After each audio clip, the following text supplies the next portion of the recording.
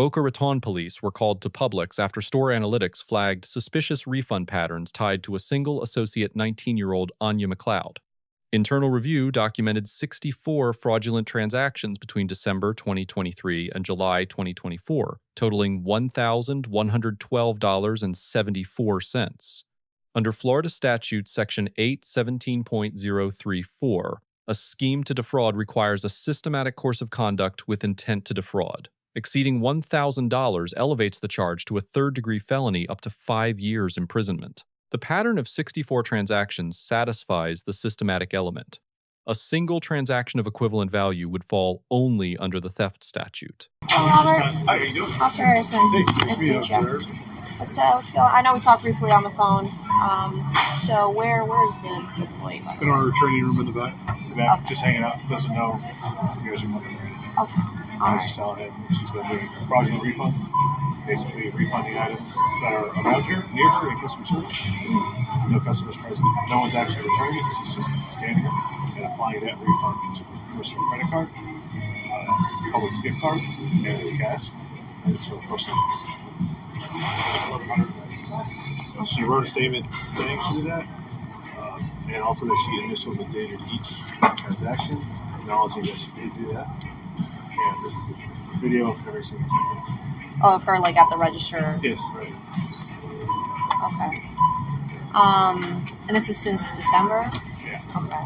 How did you guys, like, find out about it? The pattern of our analytics department kind of caught wind of it, and then I took a look at the videos and said, oh, this is the same associate. And then it's the same. You'll see there's credit cards. There's two main ones that she did one the first half of the year. The second half, she's doing a different credit card, but they're both hers. So you can see her on video, like, it's a contactless refund. She reaches her phone around to the scanner, and it deposits it back. Gotcha. Okay. All right. So I know you got a statement from her. Would I be able to get a statement from one of you two? Sure, I'll get it. Could you just raise your right hand for me?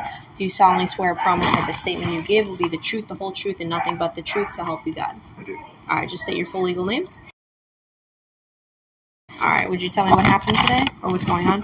So, last week, our analytics department noticed some suspicious activity regarding refunds and regarding a certain credit card.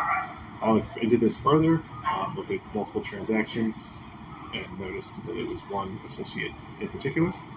Further review revealed 64 transactions beginning in December 19th, 2023 through July 7th, 2024. Totaling $1,112.74. So we matched all this to CCTV footage, spoke with the associate admitted to doing this, and wrote a statement as such. Okay, and what's the associate's name, do you know? Yes, it is Anya McLeod. Anya McLeod. Okay, and this is an employee that's been working here since when? Since March 2021.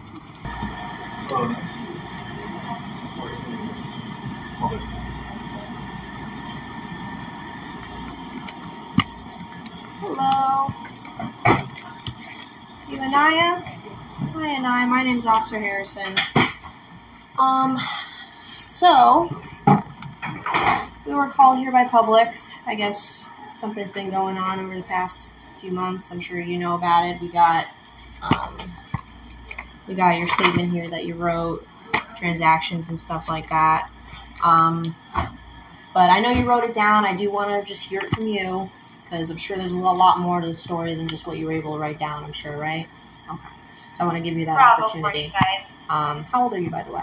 19. You're 19. Do you have an ID or license card on you? You don't have it on you? No? Okay. I'm just going to start by getting your name.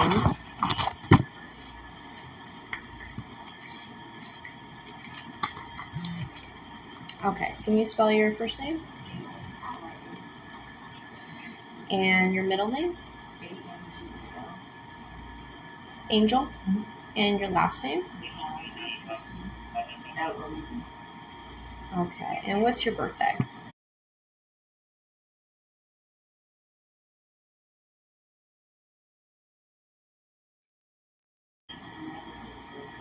Okay.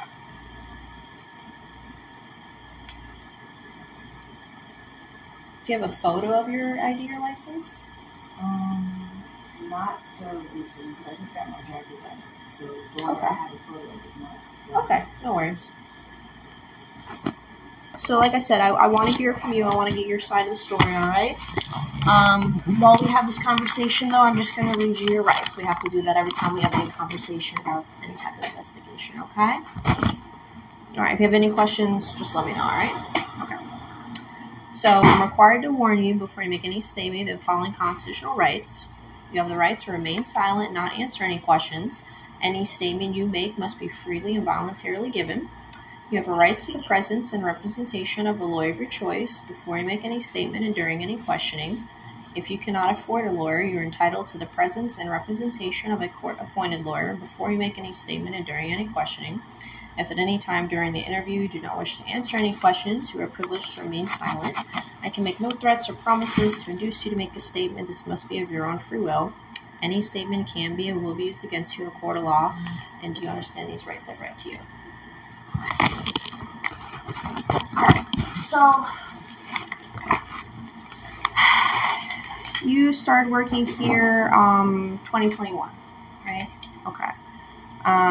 You're 19, so you started when you were how old? 14. 15. Okay. Alright. And I mean, so where did this idea come from? Like where was the moment you were like, maybe I can, because I read your statement. You know, I read what you said, that you were doing this to kind of make ends meet. You had some expenses, part-time, and it's your source of income. So, like, where did this idea come from? Did, like, someone tell you about it? Did you think of it on your, like, where did this idea come from? Okay. So, yeah, just, like I said, this is just a piece of paper. I want to hear it more from you. I want to hear it from you. So what's going on?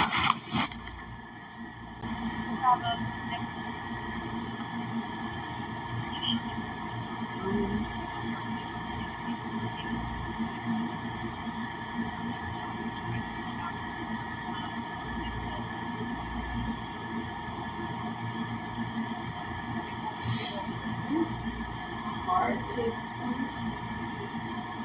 I don't really talk about it, but it's just like it's not easy to like, hey, you can do it, but maybe I'm making now, and you get me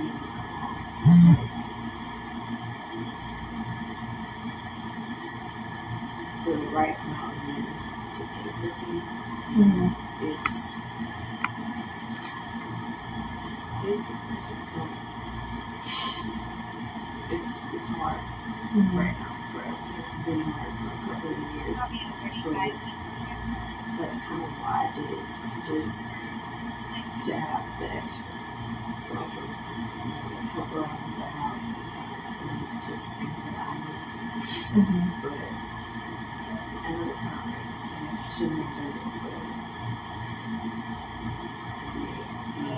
I know it's wrong.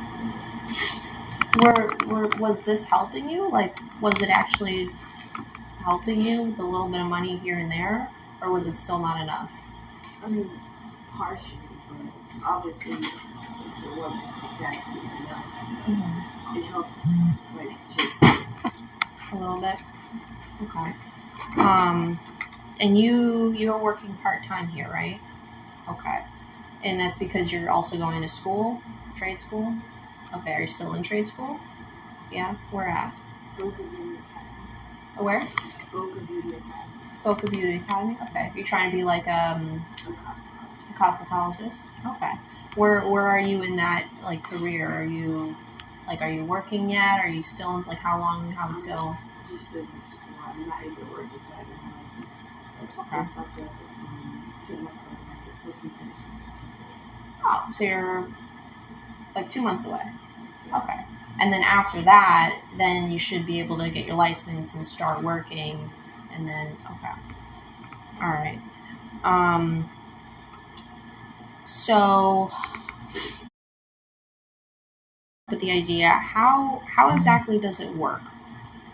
You would just, like, you log into your, because I don't work at Publix, so I don't know how it works. You log into your register, write through your username, and then you just pick a random item, you scan it, and then like you would do a refund either to like a gift card or like your personal card.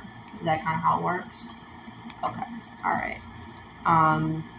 And how, like, I mean, this is going on since December, right? So why do you think like they haven't figured it out up until now? Like, why do you think it took so long? I'm not gonna say everything, so I kind of knew they would get back to me, but honestly, I had an answer for why I thought it would take so long. I just didn't think that part of it. Okay.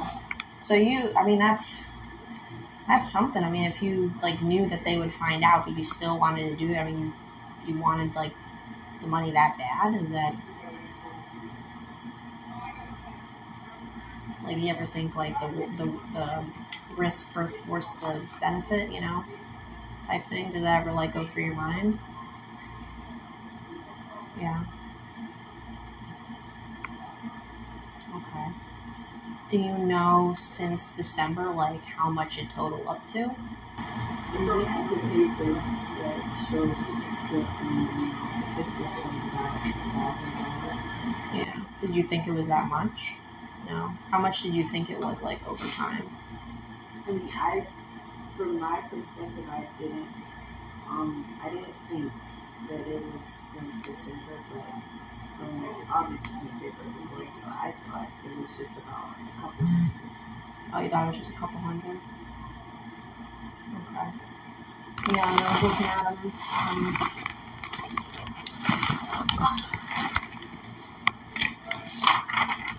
So looks like from December 19 of 2023 onto your card. Do you recognize that card? I have an idea, but I don't know the number. Oh, you don't know the number by heart? Okay. I guess that was the older card, and then like the newer card.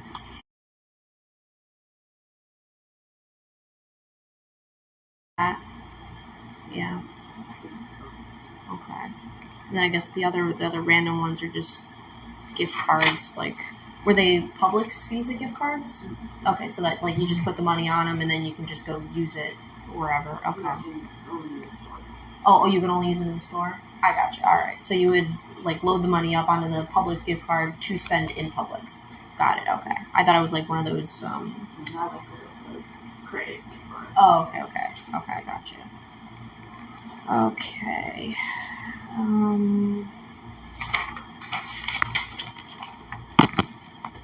Is there anything I missed from your statement? I mean, so yeah, all these transactions, these are the ones that you like initialed to acknowledge that you did. Like this one I see says cashier was Jesse, so sometimes it was logged on to a different name. Okay. And then, because I saw some of them, like, yeah, it says, so you like have to, you swipe like your card to log on, or you enter in like a PIN? Yeah, it's a PIN number. Oh, you enter in a PIN to log in? Okay. To log in and then just scan the items. Okay. I think they said there was 64 transactions. So, I'm going to be transparent with you, okay? So, Before approaching the suspect, Officer Harrison obtains a sworn statement from management. At this point, the investigation is targeted, named suspect, documented evidence, prior written admission. The Miranda analysis begins here. Miranda versus Arizona requires rights advisement before custodial interrogation. The threshold question: would a reasonable person in McLeod's position feel free to leave? Under Florida versus Bostick, the totality of circumstances governs. McLeod is in a back room, surrounded by management and a uniformed officer with evidence already in hand, effective custody arguably attached before the formal warning. Statements from that initial exchange are potentially suppressible. Her prior written admission to management, however, falls outside Fifth Amendment protection as it was not obtained through state action. McLeod does not invoke her right to silence or request counsel. Under Berghuis v. Tompkins, continued voluntary cooperation constitutes an implied waiver. Her post-Miranda admissions are fully admissible. McLeod acknowledges using a coworker's login credentials to process some transaction. This introduces a second charge, Florida Statute Section 8:15.06, unauthorized access to a computer system, a third-degree felony independent of the fraud charge. As a first-time offender 2 months from completing vocational licensure, McLeod qualifies for significant mitigation under Florida's Criminal Punishment Code. Diversion or probationary outcomes are not uncommon for non-violent first-offense felonies of this nature. I'm going to be transparent, but I want you to know that I'm probably the nicest you're going to get, okay? So obviously you know what you did. It is a crime, okay? Because it was spread out over time, and because of the amount of it, it is fall under a felony, okay? So, like, normally if it was under a certain amount or it wasn't, like, spread over time, it would be a misdemeanor, and I can just give you a court date, you show up to court, and that be it, right? But because of the amount of it reaching so high, over 1,000, unfortunately, is a felony, and I would have to take you to jail, unfortunately, okay? What's most likely going to happen is you'll get a bond when you get there. Like I said, I'm going to work with you. You've been super cooperative with me, okay? And that goes a long way, believe it or not, because I'm going to help you out as much as I can. So what we'll do is when we're going to go first to our station, when we get to the station, we can get some phone numbers from your phone if you want to, so you have phone numbers. When you go up to the jail, you won't have your phone, but you'll have your phone numbers, and you can call whoever you need to call, mom, dad, family, friend, whoever, right? To let them know what's going on, and then when you find out your bond, they can help bond you out and you can get out. So you're not going to be there long, okay? And then obviously you're going to have a court date, and, you know, from where you're coming from, obviously I can't make promises, but from where you're coming from, how you know you're trying to help, you know, make ends meet, it doesn't seem like it was really a malicious thing. I mean, the judge takes that into consideration, right? So if you just explain your story like you did to me, I'm sure they're going to be willing to work with you, right? And this is your first offense, you said, right? So they take that into consideration, okay? So this isn't the end of the world. It's not ruining your reputation or anything like that. But obviously, when someone commits a crime, we have to face the consequences, right? We have to own up to our mistakes, okay? So yeah, we're gonna do this as calmly as possible, walk out to the front to my car, and we'll get the process started, okay? All right, you wanna stand up for me? And then just, yeah. No, we're walking back. Oh, okay, we'll go back. That'll be better.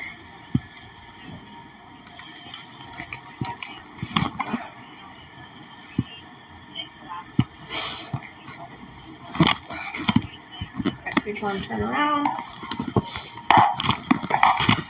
Won't make this tight or anything, so just put your hands together like you're praying. That will be most comfortable. Put some oil on these.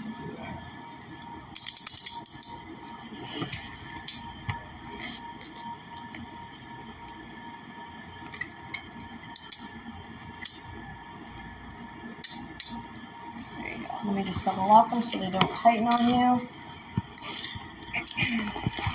That's my car. Where's the door? What's that? Where's the door at?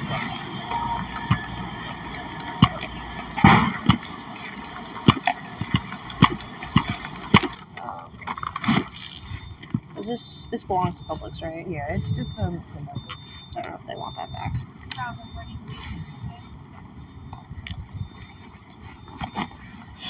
You just face the car.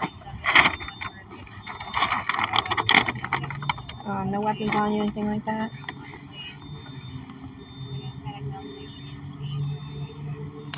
Alright. Let's have a seat. Watch your head. I'll buckle you in.